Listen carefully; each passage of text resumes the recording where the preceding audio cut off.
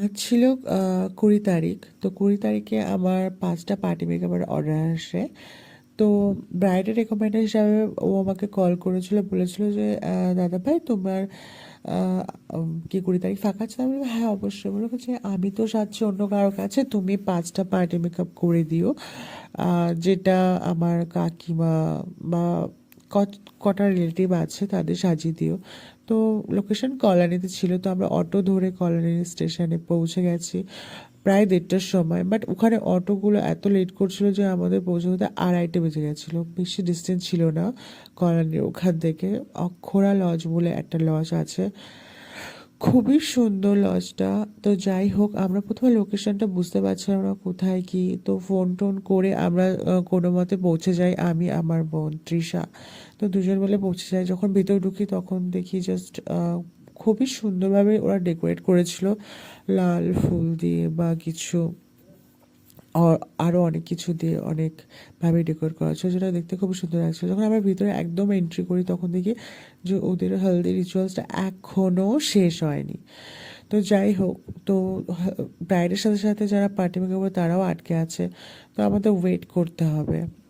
তো আমরা ভিতরে তখন গেলাম আর ঘোরাঘুরি করছিলাম, দেখছিলাম কি না কি, খুব কি করব এখন, টাইম পাস করছিলাম।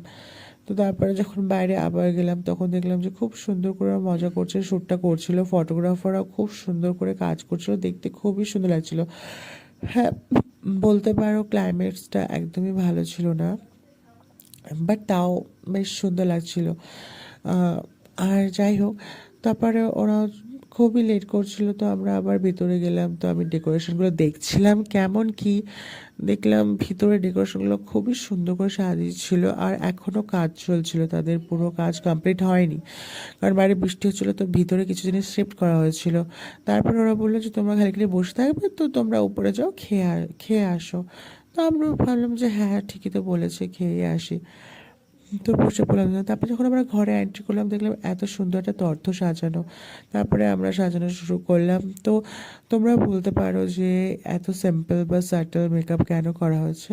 কারণ তাদের রিকমেন্ডেড হিসাবে, তাদের পছন্দ না এমন loud makeup, loud eye makeup, তো সেই হিসাবেই আমি মেকআপ করেছি।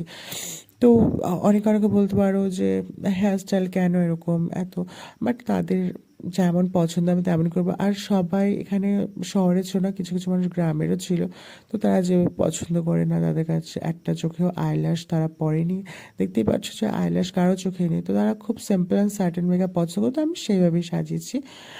আর ভালো লাগলে অবশ্যই লাইক কমেন্টস করো।